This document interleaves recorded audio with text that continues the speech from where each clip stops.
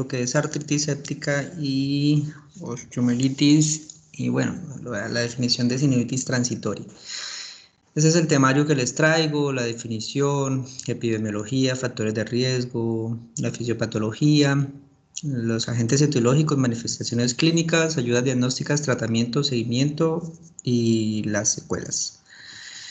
Entonces, él es ¿saben quién es? ¿Quién es él? Sherlock Holmes. Pero el de la izquierda, ¿quién es? No, ese es el de la vida real, pero no sé cómo se llama. De la vida real, ¿cómo así? O sea, ¿hubo Sherlock Holmes en la vida real? Y profe Woman, el que inspiró las películas. Yo me acuerdo que un internista siempre hablaba de eso. No me acuerdo cómo se llama. ¿Puede ser Osler?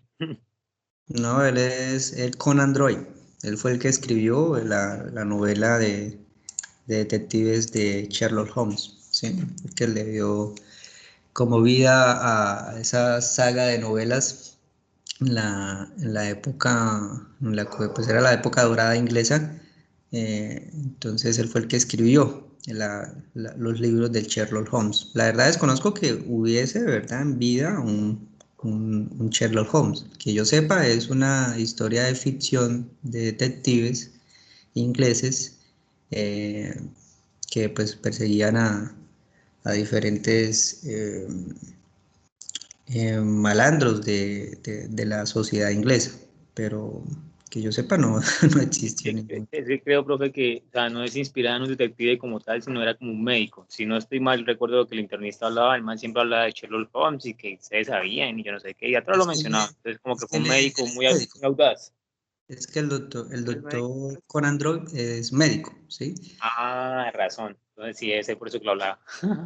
Sí, pero no que, entonces que interpretaste mal lo que te decía el Pensé internet. que se refería a que el Es man cero. hacía todo ese poco de cosas en ese momento. No, él es el doctor Conan Doyle. Ah, bueno. Creo que era cirujano y no sé si era internista, pero era médico cirujano. Bueno, en ese entonces todos los médicos eran cirujanos. Entonces él decía que pues el diablo está en los pequeños detalles. Entonces que nosotros siempre nos debemos de fijar en los pequeños detalles para el diagnóstico de las enfermedades. Entonces por eso lo traje a colación. Pero ustedes como la nueva generación, todos nosotros nuevas generaciones, siempre relacionamos de Sherlock Holmes la película y no conocemos a Conan Doyle. Bueno, ¿qué es artritis séptica? Osteomielitis y sinovitis. La artritis séptica pues, es un proceso infeccioso agudo en la cavidad articular de una etiología bacteriana. Puede ser de cualquier otra etiología, pero principalmente bacteriana. Por eso viene el término de séptico. Osteomielitis es el proceso infeccioso ya en el tejido óseo, ¿sí? Que puede ser de forma aguda o crónica o subaguda. Y la sinovitis transitoria es una inflamación articular que a diferencia de la osteomielitis y la artritis séptica tiene un curso benigno, o sea, autolimitado y no se asocia a complicaciones. Epidemiología, las infecciones osteoarticulares son muy frecuentes en la infancia, ¿sí? Muy común, más o menos entre la edad de los 2 a los 2 de los 2 a los 8 años es muy común encontrarla. 50% ocurre en menores de 5 años. Cuando yo hago la relación entre osteomielitis y artritis séptica y veo cuál de las dos es más predominante, si ustedes se fijan en este estudio que es, del doctor McCarthy o esta publicación en el 2004, donde él describió la prevalencia en los diferentes grupos etarios de osteomielitis y artritis séptica. Si ustedes ven en los menores de 2 años, ¿sí? Digamos en los preescolares, primaba la artritis séptica versus la osteomielitis, ¿sí? Si ustedes ven aquí si ustedes leen, por ejemplo, otra fuente bibliográfica, pueden decir que la osteomielitis tiende a ser un poco mayor versus la artritis séptica, ¿sí? Estos son datos de esta publicación, entre 10 a 8 casos por 100.000 pacientes, por 100.000 habitantes, es para casos de osteomielitis y entre 4 a 10 casos por 100.000 niños es para artritis séptica. En cuanto a relación hombre-mujer, siempre es más frecuente en los hombres con una relación de 2 a 1. Entonces, mensaje para llevar a casa, siempre es frecuente la patología osteoarticular y de las dos es más frecuente la artritis séptica en edades tempranas que la osteomielitis. A medida que va avanzando en la edad, es más frecuente la osteomielitis. ¿Dónde ocurre esto? Va a ocurrir en los huesos largos predominantemente, donde soportan el peso corporal. Por ejemplo, vamos a hacer que es muy frecuente a nivel de las rodillas, si estamos hablando de proceso de artritis séptica, ¿sí? Es menos frecuente en las articulaciones, por ejemplo, en cadera, perdón, en cadera no, sino en columna lumbar, ¿sí? ¿Qué otra cosa? En el húmero también es muy frecuente. Si ustedes miran la proporción de afectaciones, más que todo a nivel de la cadera hacia abajo, ¿sí? Lo que es fémur, tibia, a nivel de la rodilla, es donde más se ve afectado en los procesos infecciosos articulares. En la práctica, lo que siempre vemos de artritis séptica es un proceso infeccioso o a nivel de cadera, ¿sí? En cadera, ¿sí? O a nivel de rodilla. Y osteomielitis lo vemos muy frecuentemente, es en los huesitos largos, lo que es fémur y tibia, ¿sí? Muy frecuente allí. Es raro en otros sitios, pero pues miren la prevalencia de cada uno a nivel de los huesitos, la prevalencia de las osteomielitis y artritis séptica, que pues es menor. Hay unos factores de riesgo, obviamente, trauma reciente, si el paciente está cursando con una bacteremia o sepsis, acuérdense que para que haya osteomielitis, uno de los focos o de las vías por el cual entra la bacteria al hueso, puede ser por vía hematógena. Entonces, si tenemos un paciente bacterémico mal controlado, pues el paciente fácilmente hace una osteomielitis, ¿sí? El uso de catéteres vasculares permanentes también se infectan y por vía hematógena llega al hueso o llega a la articulación y se infecta.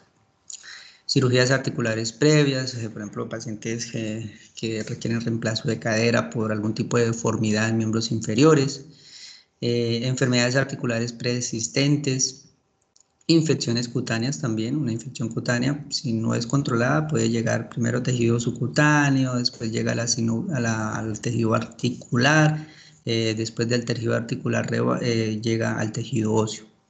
Inmunodeficiencias y pacientes con anemia de células falciformes también tienen un riesgo elevado de sufrir osteomielitis, sobre todo por un germen especial que es la salmonela. Esta es la fisiopatología, ¿sí? Si ustedes ven la diferencia, perdón, un segundito.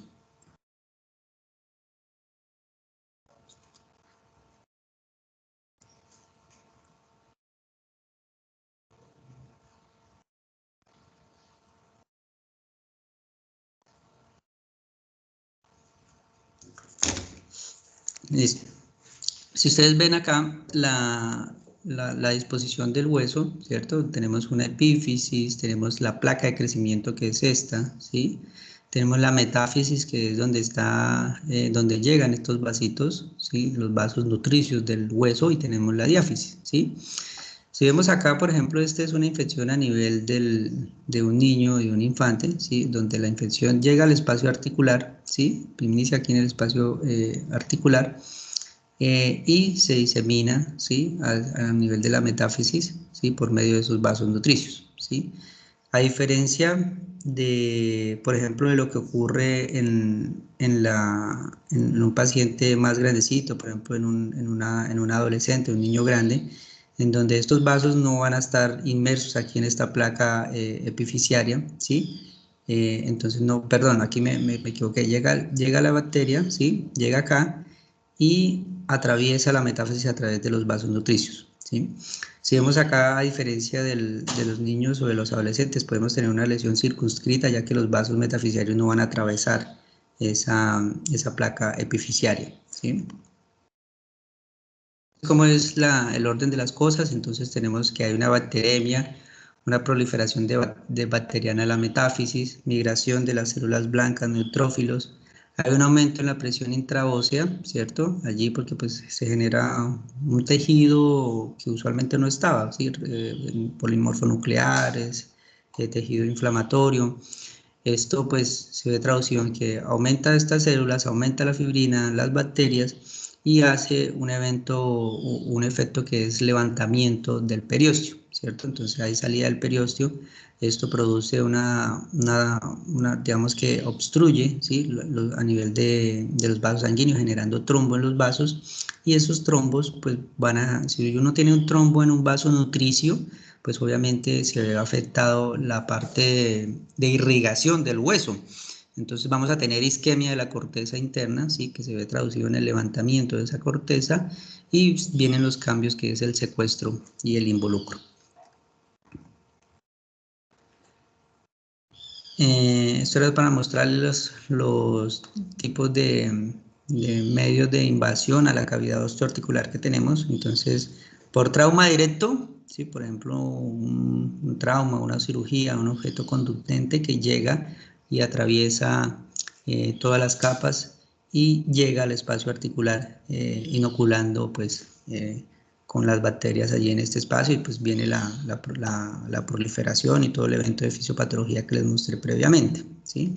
A través de un foco hematógeno, ¿sí? A través de un foco adyacente, que el foco adyacente sería la presencia de la artritis séptica, la presencia de una infección de tejidos blandos, ¿sí? De piel y tejidos blandos, sería la otra fuente de infección.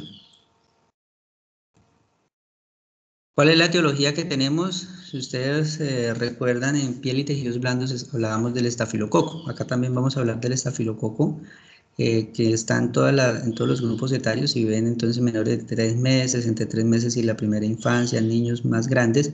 En todos está el estafilococo aureus. Obviamente pues no es el único, pero pues siempre cuando se dan las charlas referente a este tema, se debe hacer mucho énfasis en la patología, en identificar un estafilococo aureus meticilino sensible y resistente, para que con base en ello se haga la terapia, ¿sí? Otros gérmenes, tenemos el Agalaptiae, los bacilos gram negativos, Klebsiella kingae entre 3 meses y los 6 años, ya que este microorganismo está ahí en asterisco porque es de difícil obtener un crecimiento a través de Klebsiella kingae, y es el que se ha relacionado, por ejemplo, si tenemos un paciente con cultivos negativos, en métodos normales, usualmente el germen involucrado es este germen porque no crece en un método de cultivo tradicional. Neumococo, estreptococo del grupo A también tenemos acá. Otros gérmenes, por ejemplo, pacientes, creo que lo tengo acá más adelante. Ok, no. Bueno, acá abajo, acá lo tenía.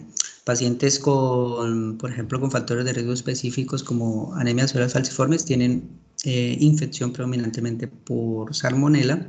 Otros agentes, tenemos entonces el Mycobacterium tuberculosis, la pseudomonas, ¿sí?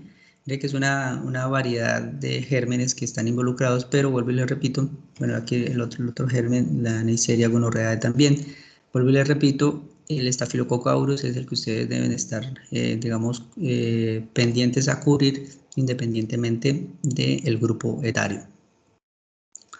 Manifestaciones clínicas, entre más chiquitico es, pues menos inespecífico es la manifestación clínica del paciente, pero puedes presentar irritabilidad, hiporexia, algunos cambios muy sutiles que en los lactantes es a veces difícil de ver, pero la mamá es la que se da cuenta, porque ella me dice, no, doctor, el paciente no sé, mi hijo llora cada vez que yo le muevo la piernita, llora, o cada vez que le cambio el pañal, llora, ¿sí? Presenta pues obviamente los cambios inflamatorios a nivel del sitio donde está comprometido. Por ejemplo, si es a nivel de la caderita, pues va a haber un poquito de edema, rubor, calor, renuencia a mover esa extremidad. El paciente queda como con una pseudoparálisis de esta extremidad, si es la caderita, entonces no va a querer mover ese miembro inferior, va a estar como flejado, y la presencia de fiebre y vómitos.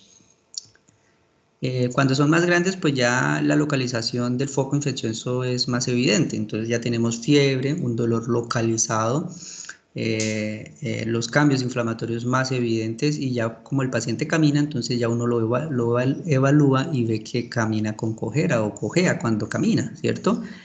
También vemos que el paciente no apoya esa extremidad con la cual está afectada.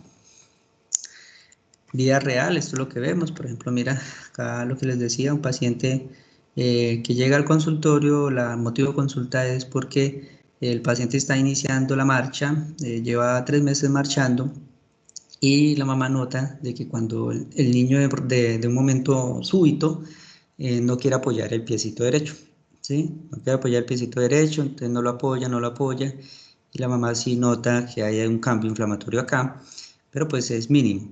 Se le dan recomendaciones, el médico no lo considera así tan urgente, el paciente reconsulta y reconsulta pues con una lesión como esta. ¿Listo? Otro caso acá, una artritis séptica, paciente con infección adyacente, ¿sí? Miran acá unas lesiones pustulosas, aunque aquí ya están pequeñas, con un foco adyacente. Entonces, esos son los cambios inflamatorios usuales que se ven en el paciente con artritis séptica, edema, calor, rubor, limitación para la marcha.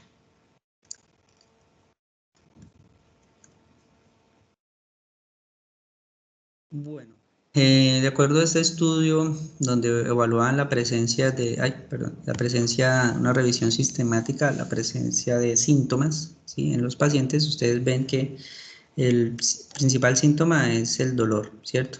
Dolor, ¿sí? El dolor que es entre el 81%, síntomas localizativos de allí, 70%, la fiebre un 60%, reducción en el rango de movimiento 50%, ¿sí? Y un 49%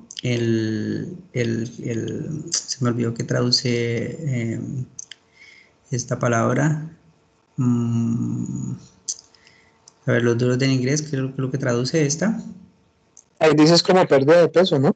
Reduce weight bearing.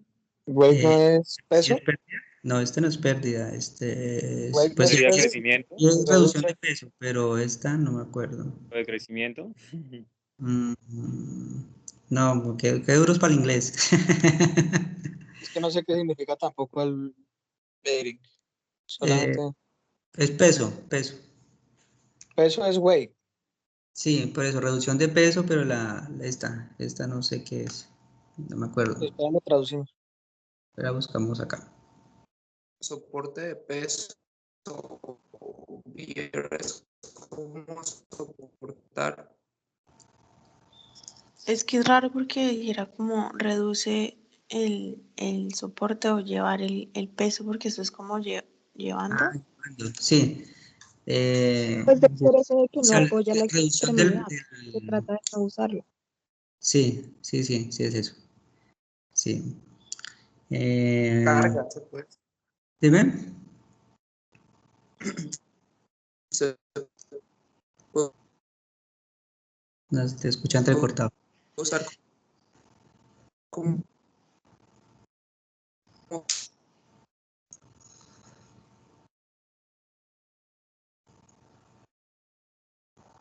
No sé qué querías decir, Juan Diego.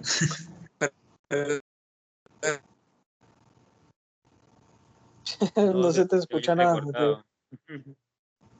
Parece un robot. de peso.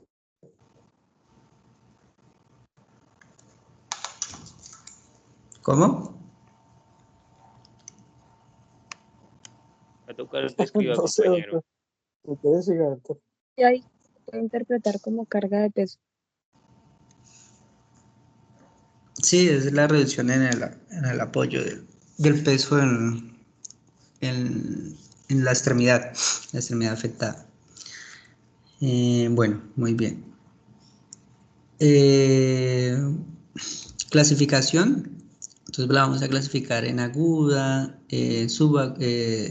subaguda, ¿sí? Y crónica, ¿sí? Que sería como la clasificación de la osteomielitis. Pero bueno, según la patogenia, ese es en el tiempo de evolución, ¿sí? Según la patogenia, pues podemos tener, de acuerdo al origen en la cual se adquirió, ¿sí? Del foco, ¿sí? Una hematógena aguda, secundaria a un foco continuo de infección o por inoculación directa, ¿sí? Según el tiempo de evolución, sería aguda en menos de 2 semanas, subaguda entre 2 a 4 semanas y crónica mayor de 4 semanas, desde que el paciente inició con los cambios con la clínica de osteomielitis. Y según la etiología en piógena y no piógena, lo más frecuente es que sea piógeno, o sea bacteriano.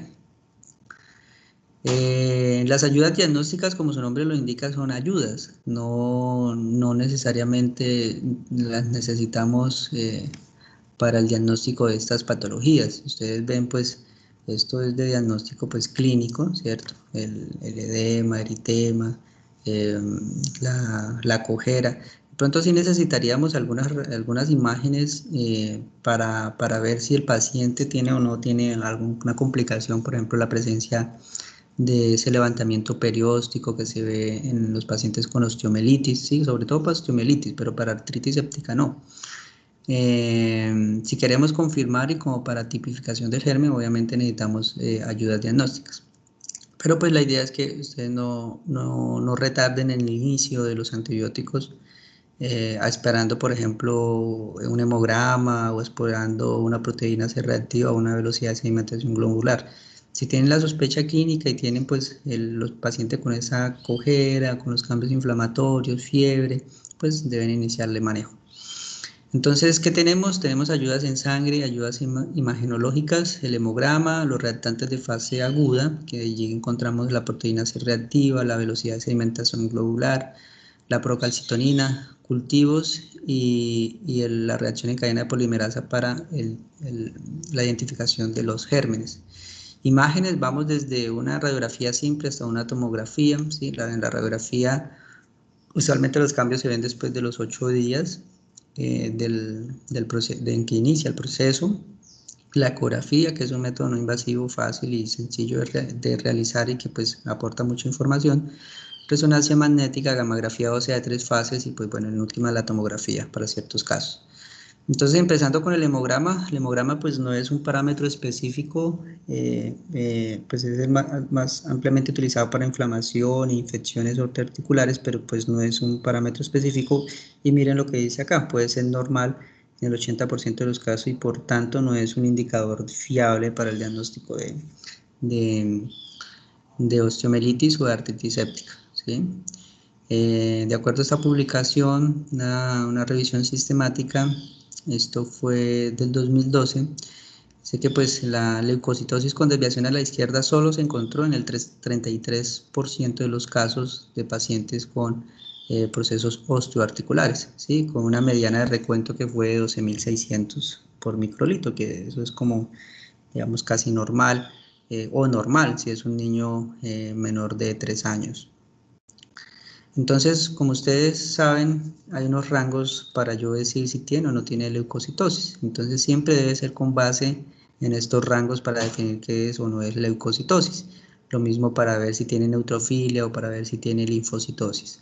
La mayoría de las veces le presentan a uno un paciente y por encima de 10, o si tiene 11.000 blancos y ya le están diciendo a uno que tiene leucocitosis. Entonces, digamos que no sería ese el parámetro. Si ustedes ven acá, por ejemplo, un niño de 16 meses, dice que puede tener hasta 17.500 leucos como punto máximo para decir si tiene, o sea, a partir de allí para decir que tiene leucocitosis. Obviamente hay algunas estrategias para captar esos pacientes y que no se, digamos, hacer una cobertura amplia, que es la estrategia IEPI, que dice que pues una enfermedad una enfermedad febril de riesgo intermedio es aquella que tiene por encima de 15.000 leucos y estos pacientes pues deben de ser manejados. Con esta estrategia uno hace una cobertura amplia a los pacientes, pero pues tienen que recordar que muchas veces esa cobertura amplia pues vamos a tener pacientes que no necesariamente están alterados, ¿sí? En los reactantes de fase aguda tenemos la proteína C reactiva, que es se produce a través del aumento de la producción de la interleuquina 6, sobre todo, y esta producción de la proteína C reactiva lo que va a ir a hacer es unirse, o prácticamente se une a todas las membranas, las membranas celulares. Por eso es que puede estar falsamente elevada en procesos no infecciosos y por eso es que no es específica para una infección. El otro reactante de fase aguda es la velocidad de sedimentación globular. pues digamos que sí nos serviría como para ver la evolución clínica. Los marcadores tienen su limitación para el diagnóstico, pero sirven mucho para ver la evolución, ¿sí? Para ver que el paciente cómo va evolucionando. Entonces recuerden el principio de cómo se realiza la velocidad de sedimentación globular, que básicamente es esa precipitación que tienen los glóbulos rojos cuando se dejan en un tubo de ensayo después de la centrifugación. Y pues si el glóbulo rojo está muy cargado de carga a través del aumento de las proteínas del suero, pues se va a precipitar de una manera más rápida, y eso es lo que miden los bacteriólogos reportándonos a nosotros la velocidad de sedimentación globular. Entonces, de acuerdo a los parámetros, si tenemos una BCG mayor de 20 mililitros hora, ¿sí? Se eleva en el 94% de los casos de osteomielitis, con un pico máximo que es el tercer y quinto día, y va a retornar a sus valores normales en aproximadamente 3 a 4 semanas después del inicio de tratamiento, ¿sí? Si lo ponemos la PCR, de acuerdo, si tenemos una PCR sensible o ultrasensible, se eleva en el 95% de los casos de osteomielitis con un pico a las 48 horas de inicio y retorna a su valor normal después de una semana de tratamiento.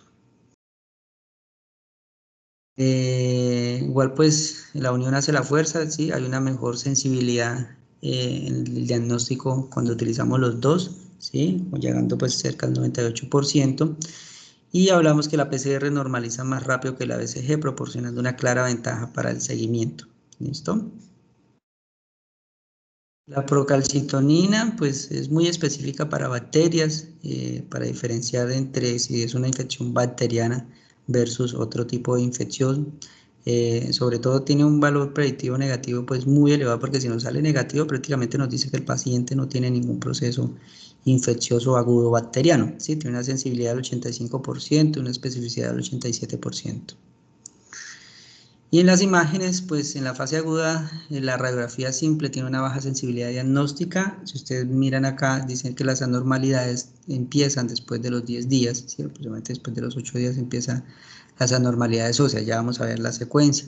Es útil para descartar fracturas o tumores. La proyección de la imagen convencional tiene una sensibilidad del 20 al 75% y una especificidad del 75 al 83%. ¿Y cuáles son las secuencias de las alteraciones de las imágenes? Entonces, primero va a haber una inflamación de tejidos, vamos a ver, así yo lo tengo acá. Una inflamación de los tejidos blandos de 48 a 72 horas, ¿sí? Después de que a partir de que inicia el proceso. Después, cuando hay ese acúmulo de fibrina, que hay los trombos de los vasos nutricios o ese edema de presión allí a nivel del periósteo, pues hay una elevación de ese periósteo, ¿sí? Con una colección subperióstica, y después eso genera una erosión de la cortical, que es aproximadamente entre 2 a 4 semanas de evolución. ¿Listo? Entonces miren esta imagen acá a la izquierda, edema de tejidos blandos, ¿sí? Un gran edema de tejidos blandos, ¿cierto? Después viene esa reacción perióstica con el levantamiento perióstico, que es esto que se ve acá. Mira, esta capa superpuesta que se ve, digamos que es la corteza, y si ven acá este sería el periósteo, ¿sí? La reacción perióstica. Los cambios metafisiarios, ¿sí? Que viene pues primero el secuestro, ¿sí? Y después el involucro, ¿sí? Miren acá, se ve como una zona radiolúcida dentro del hueso, ¿sí? Eso es indicativo de que ya hay un proceso infeccioso. Y después de que si nosotros no lo hemos iniciado tratamiento, el paciente no ha consultado, o ha hecho el tratamiento adecuado, pues viene la presencia del secuestro. ¿Sí saben qué es el secuestro óseo? No, profe. Que no permite la salida de los componentes sanguíneos, me imagino. No, ¿alguien sabe? Doctor, no sabría decirte, pero pues me imaginaría yo que es que tal vez durante el proceso infeccioso se secuestra calcio. No, es, digamos, hay una diferencia. eh, una diferencia celular, digámoslo así. ¿Alguien leyó respecto a eso? O sea, ¿te refieres a los osteoblastos y los osteoclastos? No, no, no. Ah, entonces no sabría decirte. ¿No? Bueno, o sea, cuando uno normalmente por ejemplo, ¿cómo te explico? Tienes una lesión y la lesión se necrosa. Después de que se necrosa, ¿qué pasa? El cuerpo que intenta hacer, digamos, si el cuerpo intenta como a reparar, ¿cierto? Entonces, primero pues hay el secuestro, ¿sí? Que es después de los cambios metafisiarios, ¿sí? Es un fragmento, pues, o un tejido óseo que está desvitalizado, ¿sí? Prácticamente está comprometido su riego sanguíneo. Entonces, el secuestro es lo que se conoce como tejido necrótico, fragmento óseo de tejido necrótico, ¿sí? Después, ¿sí? Bueno, ese fragmento óseo de tejido necrótico está ubicado en otro tejido que sí está irrigado.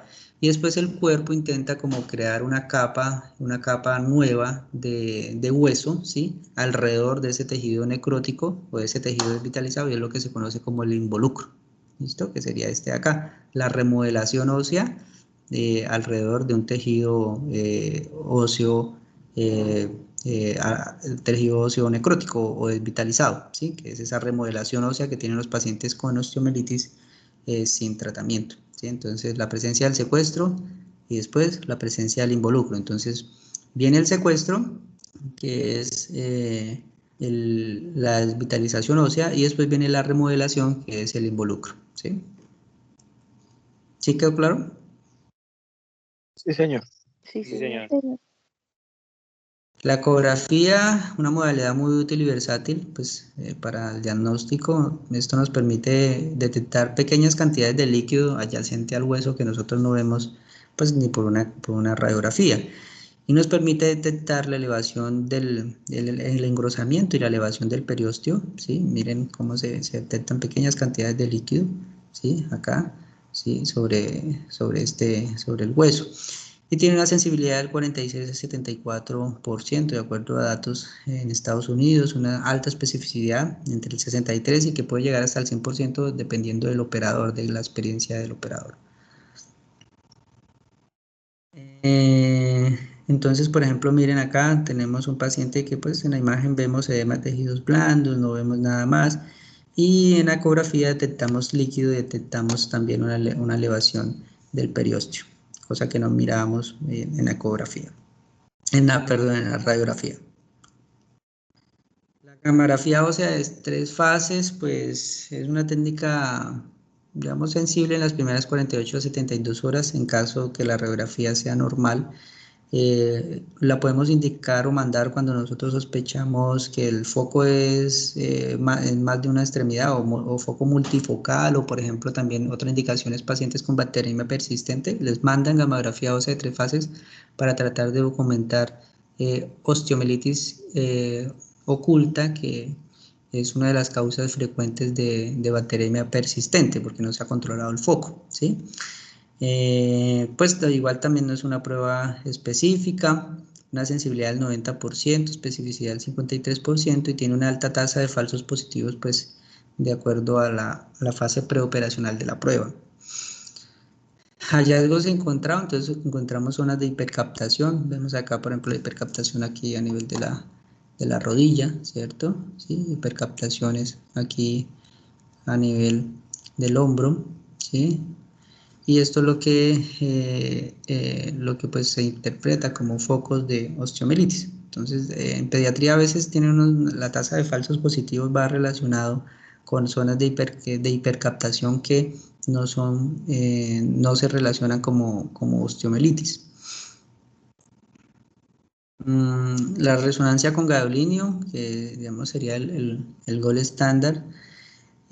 Una técnica de elección para el diagnóstico de osteomielitis aguda, mire que la sensibilidad es grande. Su excelente resolución pues es útil para detectar no solo la localización, sino la extensión de la infección, y así permite pues a la persona que vaya a hacer un procedimiento quirúrgico, que es el ortopedista, de planear una intervención quirúrgica. Y el TAC limitada en la osteomielitis aguda, tiene una sensibilidad también pues más o menos 67%, especificidad del 50%, útiles en infecciones crónicas, sobre todo cuando se ve comprometido en esas articulaciones de difícil, digamos, control y visualización, que es a nivel pélvico de la columna vertebral. El problema es que, pues, obviamente va a haber una irradiación y requiere, pues, sedación de los pacientes. Hallazgos encontrados como una resonancia, de acuerdo al si se hace, por ejemplo, en esta con gadolinio, ¿sí? Pues vemos una zona de hiperintensidad, ¿sí? Miren aquí a nivel del fémur, ¿sí? Y aquí a nivel de la articulación vemos esa zona de hipercaptación o hiperintensidad en T2, que es lo que llaman los radiólogos. El líquido articular, como usualmente pues el líquido articular debe ser un líquido en el cual no debe haber células, ¿sí? No debe haber un contenido de proteínas tampoco elevado, debe ser un líquido claro, un color amarillento claro usualmente. Estas son las diferencias entre una artritis séptica, entre el contenido articular y una sinovitis transitoria. Si ustedes miran, el contenido celular en artritis séptica pues es mayor, el contenido de polímeros nucleares también, el contenido de la glucosa, pues comparado si nosotros hacemos una relación con la glicemia central también pues es menor. Y si ven, en el de la artritis séptica, pues son parámetros muy sugerentes de infección, o sea, turbio, el conteo celular alto, en el microscopio la presencia de polimorfonucleares, la glucosa consumida, y obviamente se ve traducido en un cultivo que va a salir positivo, ¿sí? En una sinovitis transitoria podemos tener un conteo celular bajo, entre 5.000 a 15.000, un conteo de polimorfonucleares bajo, y no hay alteración en la glucosa respecto a la glicemia central. Lo tenemos también acá, ¿sí? Normal, ¿sí? Conteo celular menor de 200, glucosa entre 80 a 100, formación de coágulo bueno, la glucosa normal. Y en el proceso séptico, mire que aumenta mucho más el recuento celular, predominante polimorfonuclear, consumo de glucosa, porque las bacterias consumen glucosa, no hay una formación del coágulo. Y en el tejido inflamatorio, pues el conteo celular es menor, pero pues está elevado. Podemos encontrar presencia de bacterias y de polimorfonucleares. La glucosa, pues digamos que no está, puede estar baja, pero no tan baja como en un paciente con un proceso infeccioso séptico. Y pues también hay una pobre formación del coágulo. A nivel traumático, pues vamos a tener que el recuento celular es bajo, ¿sí? La glucosa está normal, el neutrófilo es bajo, una formación de coágulo bueno. Estas son las imágenes en artritis séptica, pues sería una radiografía de cadera en la cual vamos a ver un aumento en el espacio articular con una subluxación de cadera, además de tejidos blandos. La ecografía, que va a ser muy, muy sensible para detectar cualquier presencia de derrame a nivel articular. Diagnóstico diferencial con algún grado de celulitis si el paciente tiene la clínica. La ausencia de derrame articular puede casi que excluir que el paciente tenga algún proceso, pues que tenga artritis séptica, porque esto es algo que se mide, que miden los radiólogos, miden la presencia del líquido a nivel articular, y inclusive pues se puede cuantificar. Diagnósticos diferenciales de procesos osteoarticulares. Hay una gran variedad de diagnósticos diferenciales. Tenemos desde causas, por ejemplo, como una celulitis o un absceso, ¿sí? La presencia de tromboflebitis, los tumores, ¿sí? Que es frecuente. Aquí les voy a mostrar unas imágenes también para hacer la diferencia entre los diferentes tipos de tumores, el sarcoma de Ewing y el osteosarcoma, la presencia de unas fracturas, artritis reumatoide juvenil, el infarto óseo en la drepanocitosis o anemia de células falciformes, o la leucemia por el paciente que presente dolor óseo. Hay unos criterios para decir si el paciente tiene una sinovitis transitoria, que son los criterios de Koch. que de acuerdo a si se cumple o no se cumple cada uno de estos criterios, pues nos orienta que el paciente tiene una artritis séptica versus una sinovitis transitoria. Vamos a pasar a esta. Bueno, esto es lo mismo, aquí es como para hacer la diferencia entre una sinovitis transitoria y una artritis séptica. Obviamente, si ustedes miran acá la gráfica de artritis séptica, pues el compromiso es mayor, la presencia de fiebre, el compromiso del estado general, la limitación a la marcha, la disminución de los ángulos de movilidad, pues el dolor es moderado, a diferencia de que pues no vamos a tener eso en la sinovitis transitoria. Entonces, estas son las patologías oncológicas, ¿sí? Por ejemplo, el osteosarcoma, que es de localización allí a nivel diáfisis y metafisiario, ¿sí? Entonces, en el triángulo de Codman nosotros podemos tener esas imágenes en sol naciente, ¿sí? O imagen en fuego de hierba en los pacientes con osteosarcoma. O en el sarcoma de Ewing, ¿sí? Estas imágenes en capas de cebolla, ¿sí? Mira acá en esto como unas imágenes como en capitas de cebolla, en los pacientes que tienen el sarcoma de Ewing.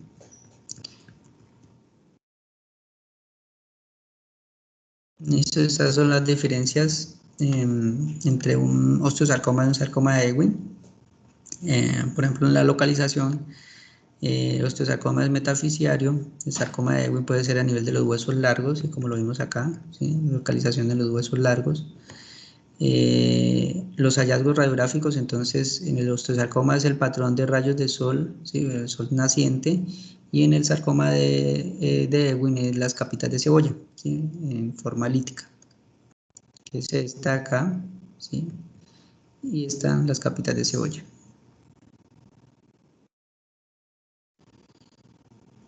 Y bueno, pues esta es una radiografía para un paciente de 4 años, ¿sí? Con... Espérame un segundito, contesto acá la llamada. Espérame un segundito, muchachos. Vale.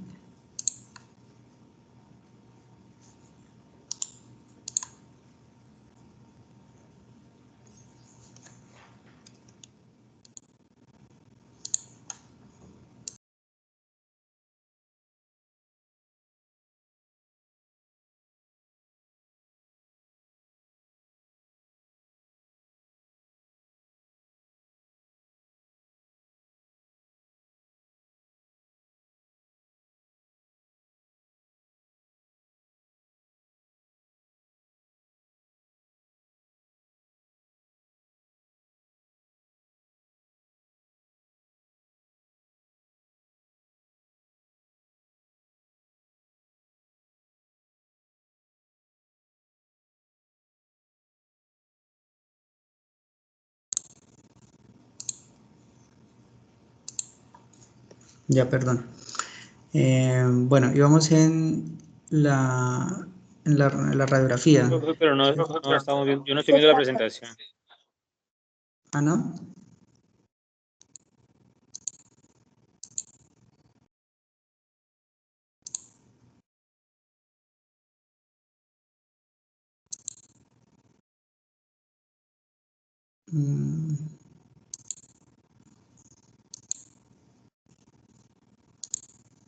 Ahí. ¿Ya? Listo, Ya. profe. Bueno, lo otro es la enfermedad de Ledpertes, que es esa necrosis aséptica de la cabeza femoral. Pero entonces lo podemos ver acá en este niño que tenía pues una clínica de dolor, de cojera en cadera derecha. Entonces vemos esa esclerosis a nivel y ese aplanamiento de la cabeza femoral, ¿sí? Son radiografías posteriores, como se ve pues la limitación en la articulación. Perdón, acá.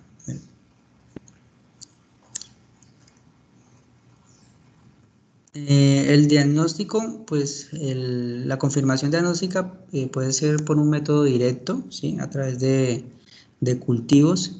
Siempre deben solicitar hemocultivos en pacientes con procesos infecciosos osteoarticulares para ver si no están bacterémicos, ¿sí? Hay gérmenes que son de difícil crecimiento, como es el de Kingella kingae, que muestra pues un fracaso en los métodos de cultivos tradicionales. Y pues si no tenemos cultivos, el otro diagnóstico sería a nivel de la histopatología ósea o a nivel pues histopatológico, o sea, hacer una toma de una muestra de una biopsia ósea para estudio y cultivo, ¿sí? Siempre que se haga, ahorita cuando veamos el tratamiento, siempre que se haga el curetaje o el derribamiento que el ortopedista lava, debrida, toma muestra, esa muestra siempre se debe enviar para cultivos para gérmenes especiales, entonces micobacterias y hongos. Bueno, Cartagena. El tratamiento entonces va a consistir en estos pilares: drenaje, antibiótico, analgesio, terapia física y rehabilitación. Entonces, indicaciones de intervención quirúrgica en la osteomelitis, aspiración de drenaje del hueso siempre, abscesos superiósticos intramedulares o de tejidos blandos, falla de respuesta al tratamiento a las 72 horas de manejo, un curso de una osteomelitis subaguda y crónica, y en artritis séptica, pues la gran acumulación de líquido con pus, con ausencia de mejoría del tratamiento antibiótico o compromiso de cadera o hombro. Esto es para mostrarle que pues si ven en esta imagen, pues parece que el meticilino resistente como que cogió la oxacilina y digamos, la enterró, porque no le hace nada la oxacilina al Staphylococcus aureus meticilino resistente. Y parece que lo que nosotros teníamos como gran arma, que es la vancomicina para este germen, mira que como que se nos creció el enano. Pasamos de un pequeño germen a tener un gran germen, que es esos gérmenes que se conocen como los BIRSA, que son los meticilino resistentes, que son resistentes a vancomicina. Entonces mira que ya como que la escopeta que teníamos nosotros no es suficiente para matar ese microorganismo. La diferencia entre un Staphylococcus aureus, un catalasa positivo con coagulasa positivo, recuerden que esto es algo que uno puede pedir en laboratorio, pero casi nunca se hace, para diferenciar si es un estafilococo si es un aureus o es un epidermidis, ¿sí? Que es a través de primero catalasa, si sale positivo después la coagulasa, si sale positiva pues es el aureus, si sale negativo pues es un epidermidis, ¿sí? Un estafilococo coagulasa negativo. Tratamiento antibiótico, entonces son 4 pasos. Primero, identificación correcta del microorganismo. Segunda, el conocimiento sobre resistencia natural y adquirida del germen. Tercer paso, sobre la epidemiología local. Cuarto paso, cuáles son los antibióticos claves o marcadores para reconocer si hay resistencia o no hay resistencia. Entonces, a grandes rasgos, así, bueno, vamos a pasar perdón. Vamos a ver, no, vamos a ver mejor. Cuando tienen un antibiograma, siempre deben preguntarse primero confirmar que sea el paciente, ver de dónde es la muestra de que están revisando, por ejemplo, si es un hemocultivo, si es un cultivo de secreciones, en dónde se recogió la muestra. Si en este caso es un hemocultivo, después vamos a ver el tiempo en el cual se creció ese microorganismo. Usualmente las bacterias gram positivas tienen un crecimiento rápido, entonces si creció durante las primeras 24 horas, en este caso mire que es positivo a las 15 horas, es muy probable que sea relacionado con infección. Cuando crece después de las 48 horas ya empiecen a dudar digamos la veracidad de ese hemocultivo y más orientado hacia un proceso de contaminación. Entonces aquí nos dice que 15 horas de incubación y el microorganismo es un Staphylococcus aureus. Entonces perfecto, entonces empezamos a ver el patrón de resistencia que tiene este germen. Entonces cuando el Staphylococcus aureus, cuando empezó la época de los antibióticos, empezamos con la penicilina. 50 años después de haber iniciado la penicilina ya empezamos a ver resistencia a las penicilinas a través de la adquisición de un gen que se conoce como el gen BLAC-Z. ¿Sí? Entonces el estafilococo o las bacterias empezaron a generar resistencia a este gen. Después de esto, pues, ¿qué hizo la industria? Creó aquí serían las penicilinas, que no lo muestra. Hacia acá, mira. Penicilina del gen Black Z, después la industria pues creó las penicilinas semisintéticas, ¿sí? Entonces vinieron la ampicilina, amoxicilina, y pues que hizo los gérmenes, crearon también resistencia, que hizo la industria, creó cefalosporinas de primera generación, que hicieron los gérmenes, también crearon resistencia, hasta el punto de que vamos en los meticilinos resistentes, ¿cierto? Entonces, cuando los gérmenes crearon resistencia a las penicilinas sintéticas y semisintéticas, había ese marcador que era el antibiótico de la meticilina. Entonces, con base en eso, era un marcador para decir si el germen era resistente a las penicilinas semisintéticas.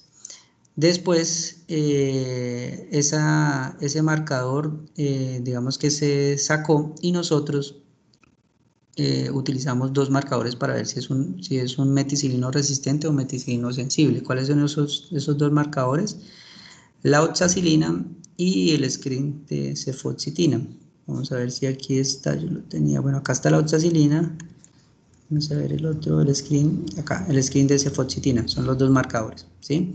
Entonces nosotros, para decir que si un estafilococo aureus es meticilino resistente, entonces vamos primero, historia natural, resistencia a las penicilinas. Si es resistente a las penicilinas, pasamos a la oxacilina. Si la oxacilina es resistente, decimos que tenemos probablemente un meticilino resistente, ¿cierto? Lo podemos confirmar con el screen de cefoxitina, que está acá arriba, ya lo encontré, ¿sí? Si el screen de cefoxitina está positivo, entonces tenemos un paciente con un estafilococo aureus meticilino resistente. Ahora pues vamos a ver si podemos utilizar o no podemos utilizar clindamicina, que es a través de una prueba que se conoce como el DITES. El DITES es que la clindamicina, se hace una resistencia inductible, ¿sí? de una resistencia inductible a través del gen LMCB, en el cual no podemos utilizar la clindamicina. Entonces nosotros lo podemos ver en los discos en el antibiograma mediante el cultivo, en el cual cuando ponen el disco de eritromicina adyacente al de clindamicina, se presenta un achatamiento, digamos, se corta, ¿sí? O se achata el halo de inhibición de la clindamicina. Entonces, por eso se forma así como en forma de D, no se hace toda la circunferencia completa. Entonces, lo que se conoce como el DITES positivo. Si ustedes tienen, lo vemos acá, ¿sí? Mira la presencia del DITES, ¿sí? El achatamiento de ese halo de inhibición, cuando colocamos un disco de eritromicina al lado del de clindamicina. Entonces, si tenemos esto nos dice que el paciente tiene una resistencia inductible a la clindamicina, entonces no debemos utilizar clindamicina. En este caso sería vancomicina, y vamos a ver la MIC de banco. Si es mayor de 2, no deberíamos utilizar banco, ¿vale? Entonces, repito, primero, penicilina, si es resistente, nos indica que tiene el gen Black. Si es resistente a la oxacilina, nos indica de que el estafilococo ya cambió el blanco, que es cambió las PVP, o ese germen ya cambió las PVP, ya no tiene la PVP2, sino la PVP2A, a través de la adquisición de un cassette cromosómico, que es el cassette cromosómico MECA, ¿sí? Entonces, si tenemos eso, lo podemos ver, o sea, todo ese genotipo nosotros lo podemos ver a través de un fenotipo de antibiograma, que sería este. Oxacilina resistente, screen de cefoxitina resistente. Después vamos a ver eritro resistente, ¿sí? Y aquí dice que, ¿dónde está la clinda resistente, ¿sí? Por ejemplo, en este estudio, a ver, vamos a ver dónde está, creo que no reporta el DITES, no. Hay algunos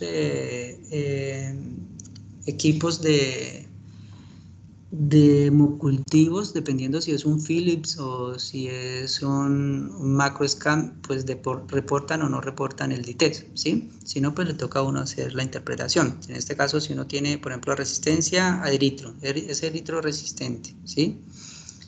Y clinda sensible, pues uno sabe que, pues bueno, no debe colocarle a ese paciente clindamicina si aparezca sensible. Si te reporta así como por la probabilidad es positiva, pues no debemos utilizar clindamicina. En ese escenario sería vancomicina. Y el tratamiento, pues miren que va a depender de la cantidad de microorganismos Staphylococcus aureus meticilino resistente que nosotros tengamos, ¿sí? Por ejemplo, si tenemos bajo, una prevalencia baja, pues entonces sería oxacilina o penicilina, ¿sí? Clindamicina, entonces ya sería para Staphylococcus aureus meticilino resistente. Banco y linezolid, pues ya pacientes bacteriémicos y en muy mal estado general, y pues para allá va la flecha, no sabemos más allá que iremos a utilizar. Obviamente en estos pacientes en muy mal estado general hay que hacer los procedimientos quirúrgicos.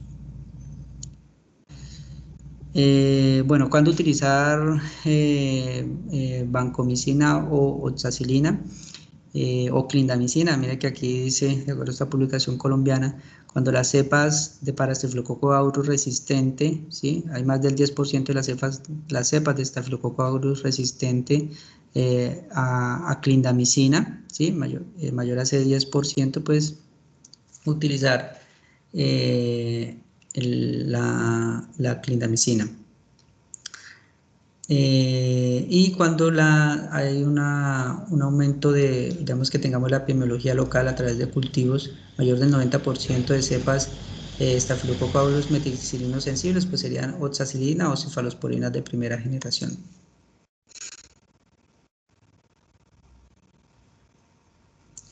¿Listo? Aquí pues nos habla también de que obviamente las cepas son más del 10%, pero menos del 10% de resistencia a la clinda, ¿no? Para utilizar clinda. Y acá utilizar banco, entonces más del 10% son meticilinos resistentes, ¿sí? Con una resistencia a la clinda entre el 10 al 25%.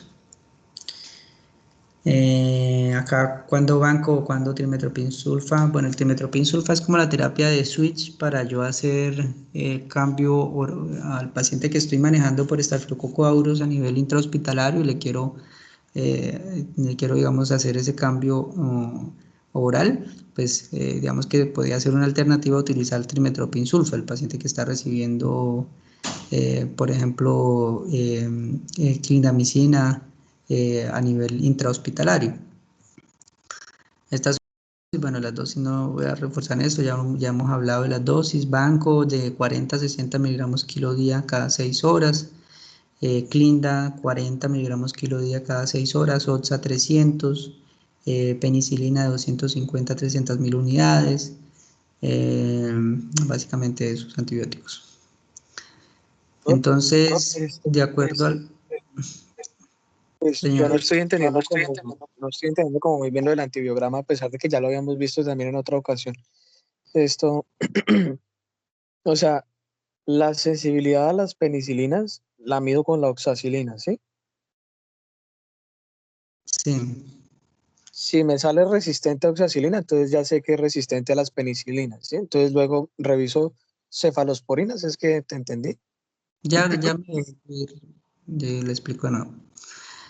Entonces, acá tenemos artritis séptica o osteomielitis. De acuerdo a la condición clínica se completa pues, el tratamiento parenteral de 10 a 14 días y se realiza el switch a vía oral para completar el tratamiento. ¿Cuál es la duración del tratamiento? Aquí me quedó al revés. Aquí es de 3 a 4 semanas para artritis séptica y de 4 a 6 semanas para osteomielitis. Pero lo voy a modificarlo de una vez. Bueno, ahorita lo modifico. Paso antibiótico oral, entonces el tratamiento debe pasarse a vía oral cuando se cumplan las siguientes circunstancias: niño a febril por 48 horas y síntomas sin signos y síntomas de inflamación, pues los signos y síntomas de inflamación pues estén en remisión, paciente con disminución del edema, ¿sí? La BCG y la PCR estén en descenso, que sea capaz de tolerar la vía oral, un buen apoyo de la red familiar y social que garantice el cumplimiento del medicamento y obviamente los controles que sean necesarios. La analgesia, siempre se debe optimizar analgésicos para evitar el dolor, podemos utilizar AINES o corticoides. La terapia física rápida para la rápida movilización y prevenir las contracturas y así promover pues una nutrición óptima del cartílago articular.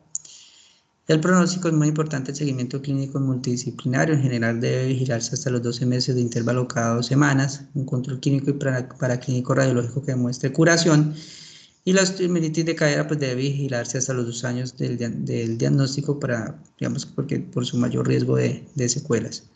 ¿Vale? Secuelas, ¿cuáles son? Lesión en el cartílago, cojera con limitación funcional, asimetría de los miembros, fracturas patológicas, infecciones recurrentes. Bueno, entonces la pregunta que me hacía Santiago, entonces vamos a ver otra vez.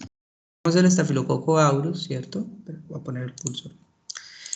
Vemos el estafilococo aureus, ¿sí? Entonces, primero tienes que mirar las penicilinas, ¿sí? Entonces ves las penicilinas, penicilina resistente, que esta es la penicilina, digamos, la natural.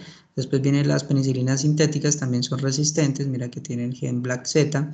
Después de eso vamos a ver si es un meticilino resistente o meticilino sensible. Entonces vamos a evaluar la oxacilina.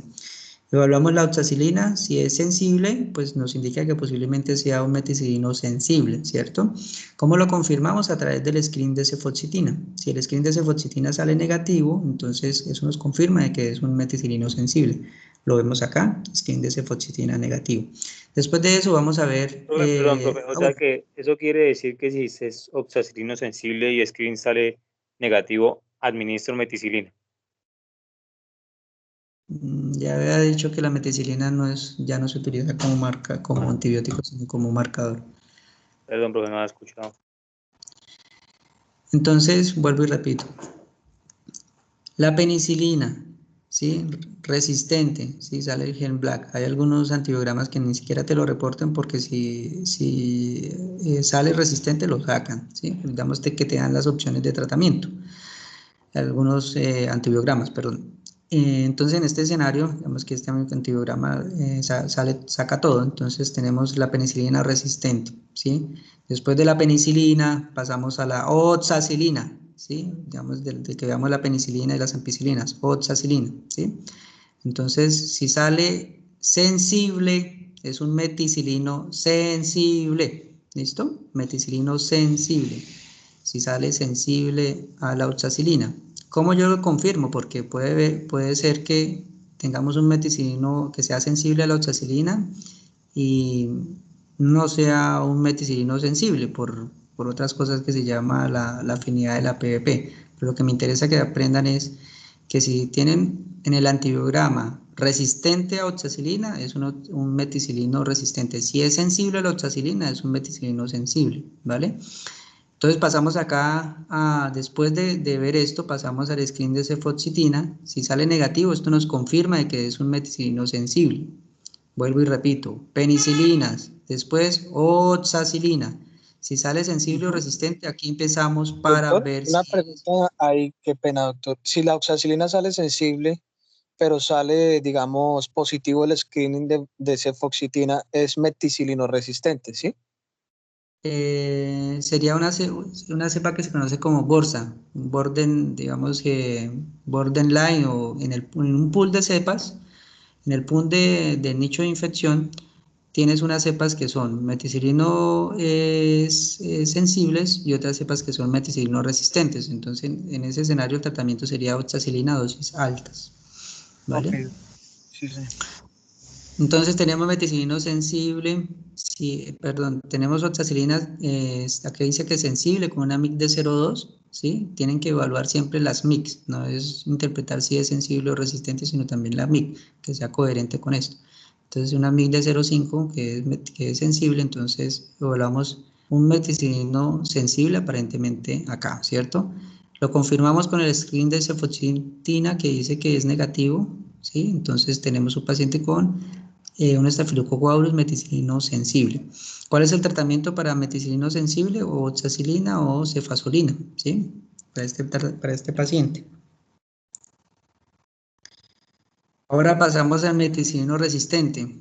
Screen de penicilinas, ¿sí? Ampicilina resistente y penicilina está acá, ya lo vi, resistente. Pasamos a oxacilina resistente y screen de cefoxitina que está acá arriba, positivo, o sea que nos indica que es un meticilino resistente. Pasamos a ver si podemos utilizar clindamicina. Entonces, aquí dice que clinda resistente y eritro resistente, o sea que tiene un D-test positivo, lo que dice acá. Un D-test positivo, entonces no podemos utilizar clinda. Entonces nos queda la opción de banco. Banco con una MIC de 1 la podemos utilizar, o sea que el tratamiento sería vancomicina. ¿Listo? Sí, señor, ya entendí. Listo, profe. Profe, decía usted que en tal caso de que sea meticinosensible se usa oxacilina o cuál es la cefalosporina. Cefazolina. ¿Cefazolina o cefalotina? Ah, ok. Cefazolina. Eso es Sí, intravenoso, ¿cierto, profe? sí, sí, señor. Listo. ¿Listo? ¿Quedó claro esa parte? Sí, sí, señor. Sí, profe, ya. Penicilina natural, penicilina semisintética, oxacilina, screen de cefoxitina, clinda y eritro y ya. Y Y banco. banco. Banco O sea, después. sí, ya para tratamiento final. Entonces nos vemos ahorita en la rotación. Nos vemos a las 11, Sofi, ¿vale? ¿Quién es el grupo que va ahorita? Nosotros, doctor Ya Sofía y mismo. Santiago. Ah, ok, vale. Entonces nos vemos ahorita, Sofi. Profe, una última Listo. pregunta. Señora. El seguimiento, el uso de antibiótico oral, decía usted que era de 3 a 4 semanas para osteomielitis y cuánto para artritis. No, al contrario, es que ahí la diapositiva me quedó invertida. Son de 4 a 6 semanas para osteomielitis y de 3 a 4 semanas para artritis. Listo, profe, listo. Ya le pongo la diapositiva otra vez.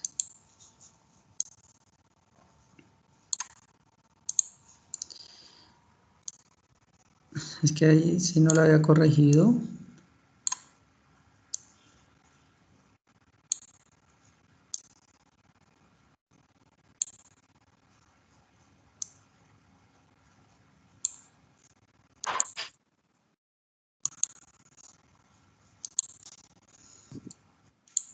Listo, aquí está. ¿Ya? Listo, profe, listo. ¿Sí quedó claro lo de antibiograma? Sí, sí, profe. Yo hasta lo ¿Todos? apunté. Sí, sí, sí. Ya por mi parte sí quedó claro. Sí. Sí, Los, Ah, señor. bueno, la única duda que me queda es si es resistente a vancomicina, entonces Linesolid. pues depende del foco, ¿sí? Sí, sería linesolido o daptomicina, sería como las opciones. Hay otros medicamentos, otros antibióticos que está la tigecyclina, La ceftarolina, que ya es distinta, pero creo que ceftriaxona. aquí no está. Sí, pero acá en nuestro medio, digamos que es más fácil conseguir linesolid, ¿sí? O dapto, ¿sí? Profe, pues yo Daptomicina. me acuerdo que le escuché a un ortopedista decir que lo máximo que utilizaban para hueso o que daba para hueso era el Linesolid y que después de eso no, como que no daban más antibióticos, que penetraban. Eso lo escuché decirlo el señor. Sí, pues, sí, aunque pues nosotros hemos tenido casos, pero por ejemplo en Cartagena teníamos casos y nos tocaba, cuando por ejemplo no respondían al Linesolid, entonces ¿qué le hacíamos de paciente? ¿Sí? Nos tocaba colocarle daptomicina, ¿sí? Aunque no hay muy buena evidencia de la daptomicina en pediatría, pero resultaba en daptomicina, ¿sí? Pero sí, para patología ósea, después de banco, Linesolid. ¿No? Listo, profe. ¿Listo? Bueno, muchachos, entonces nos vemos ahorita, ¿vale? Bueno, hasta luego. Bueno.